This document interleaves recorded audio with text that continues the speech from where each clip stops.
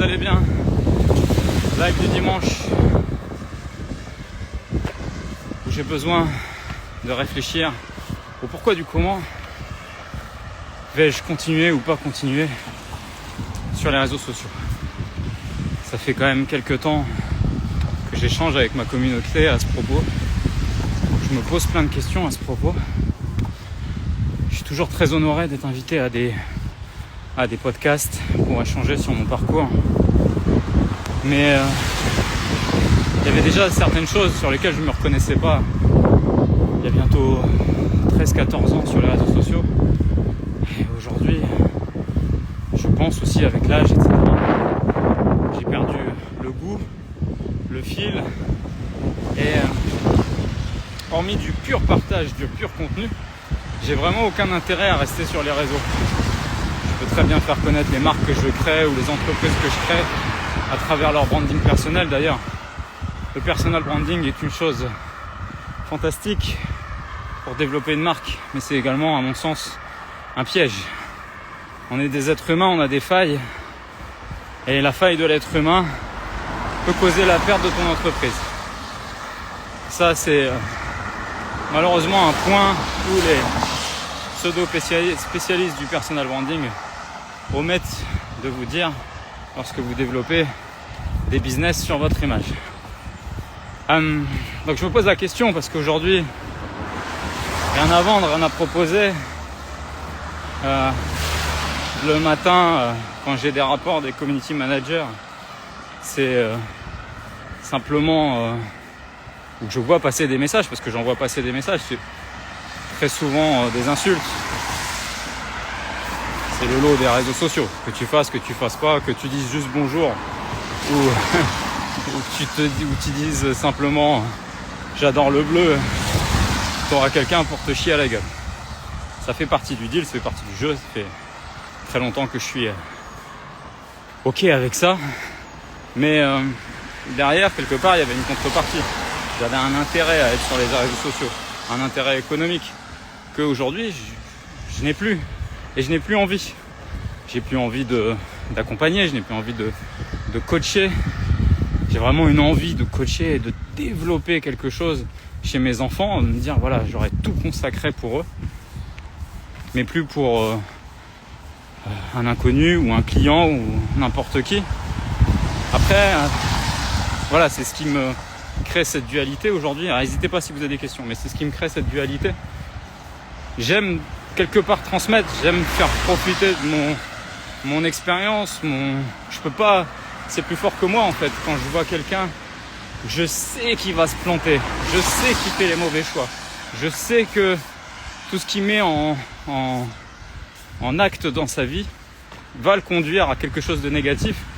Je peux pas rester silencieux, je peux pas dire ah bah c'est pas grave, ou faire comme si je n'avais rien vu, parce que je sais, j'ai eu des épreuves dans ma vie, j'ai entrepris tellement de choses que je sais ce qui marche, je sais ce qui marche pas, et j'ai envie de continuer à transmettre.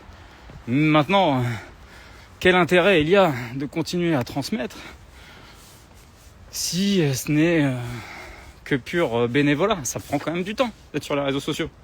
Bon, sur ça, c'est très gentil, Arthur. Hop. C'est la question que je me pose. Dites-moi ce que vous en pensez. Dites-moi si vous avez des questions, autant en profiter aussi. Faut que je me dépêche. J'ai mon fils qui tourne son premier court-métrage. Si vous voulez suivre ses aventures, son Instagram, alors c'est le nom de mes deux fils, mais l'Instagram c'est Alassane et Mehdi. Suivez leurs aventures.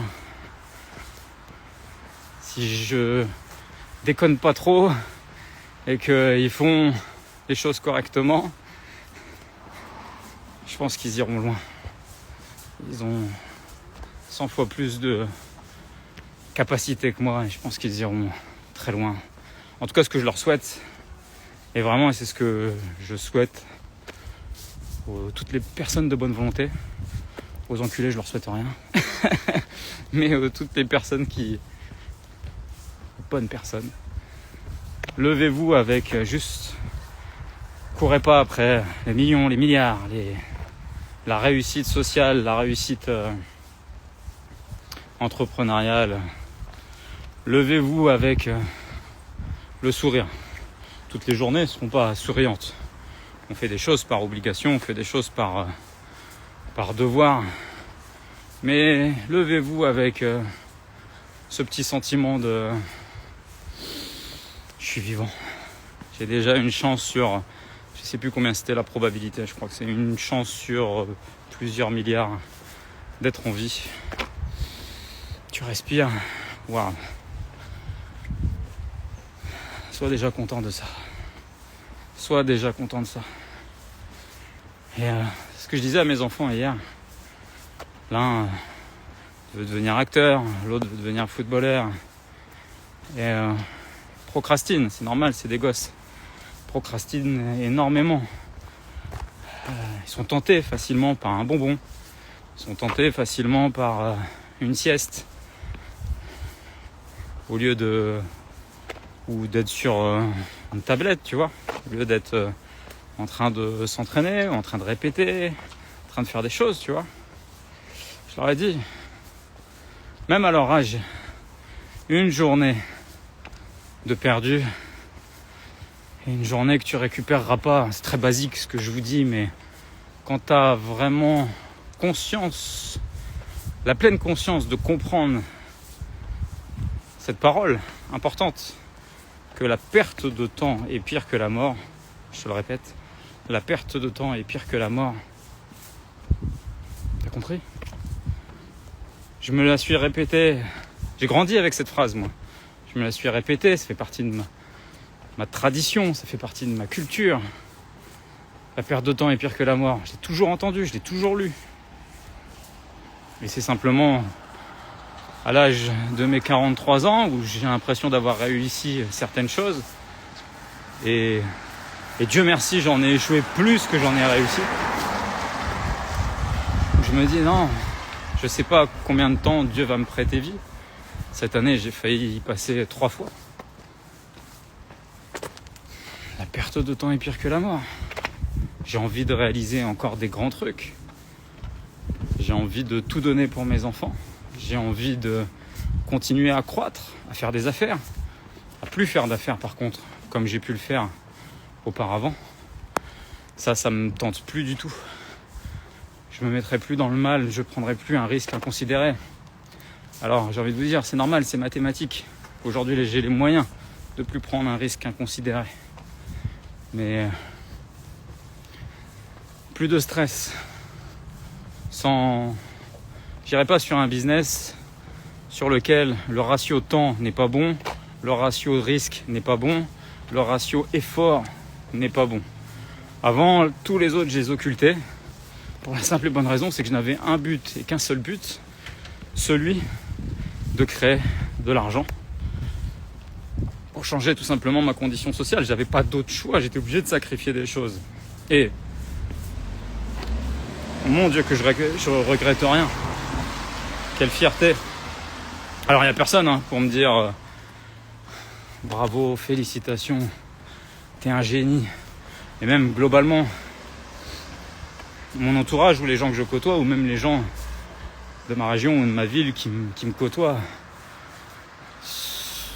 ils n'iront jamais instinctivement de me dire « Ah c'est bien ce que t'as fait, félicitations ». Non. Et c'est normal, tiens, ça me permet de basculer sur un autre sujet. Ton milieu, ton environnement, les gens que tu côtoies, les gens avec qui tu partages même parfois la même cellule familiale, les gens, les amis les plus proches, les gens avec qui tu respires la même odeur. Quand tu sors la tête de l'eau, comparativement parce que ils n'ont pas eu le courage d'entreprendre, de faire des choses, de se casser la gueule, etc. C'est les premiers à te descendre, c'est les premiers à te démonter, c'est les premiers à te critiquer, c'est les premiers à te calomnier. C'est les premiers à faire ça. Il y a 2-3 jours, j'ai été amené à discuter de nouveau de mon projet de club de foot. Et on me dit oui mais les gens ont dit de toi et c'est pour ça que dans les médias locaux, avec les sphères politiques. Tu as été également bâché parce qu'on dit de toi que tu es un charlatan. Alors ça m'a fait marrer parce que j'ai regardé bien la définition de charlatan. Et vous connaissez le dicton, de toute façon, pour piquer un chien, il vaut mieux dire qu'il a la rage. Et donc, à partir du moment où tu dis de quelqu'un, il est comme ci ou il est comme ça, tu as jeté l'opprobre sur lui et ça permet de mettre la poussière sous le tapis, pas rentrer en débat, pas justement, toi de ton côté, exposer les faits de est-ce que tu es quelqu'un de compétent ou pas. Bref. Je dis de lui que c'est un charlatan, je dis de lui que c'est un escroc, je dis de lui que des mauvaises choses. Ça me rassure. Ça me rassure parce que je n'entreprends pas, je ne fais rien. Et c'est plus facile à dire quand quelqu'un a réussi, oui, mais chance, charlatanisme et autres. Et donc j'ai bien regardé cette définition de charlatanisme. Et charlatanisme, on en emploie souvent quand quelqu'un se prétend chaman, justement, ou médecin, alors qu'il n'en a pas les compétences. Ça se voit tout de suite. Ça se voit tout de suite. Moi, sur le club de foot, je suis arrivé, je dis, voilà, sur 4 ans, je mets tant d'euros, j'investis ça, je fais ça. Aujourd'hui, tu peux vérifier la solvabilité des gens, tu peux vérifier leur engagement. Je ne pouvais pas me permettre de charlatanisme, c'était impossible. Mon cursus entrepreneurial, il est écrit, il est marqué, il est connu. Je ne pouvais pas me prétendre pour un charlatan, pardon. C'était impossible. Puisque si tu me donnais les clés du camion, mes engagements, mes promesses et mes preuves que j'avais déjà faites, j'étais obligé de les maintenir et les tenir au bout. Voilà, c'était la petite anecdote. Je suis allé un petit peu dans tous les sens. Je vais aller voir mon fils. Alors n'hésitez pas à vous abonner pour, on ne sait jamais, un producteur, un casteur qui voit cette vidéo. Allez sur le compte Alassane et Mehdi. Je pense que, et en plus c'est une passion pour lui, Mehdi ira très loin. Il a fait déjà des pièces de théâtre. Il fait des courts-métrages maintenant. Vous avez un bon petit bonhomme à repérer. Alassane et Mehdi, son Instagram. Je vous dis à très bientôt. Je vais mettre ce live en replay. Passez un bon dimanche.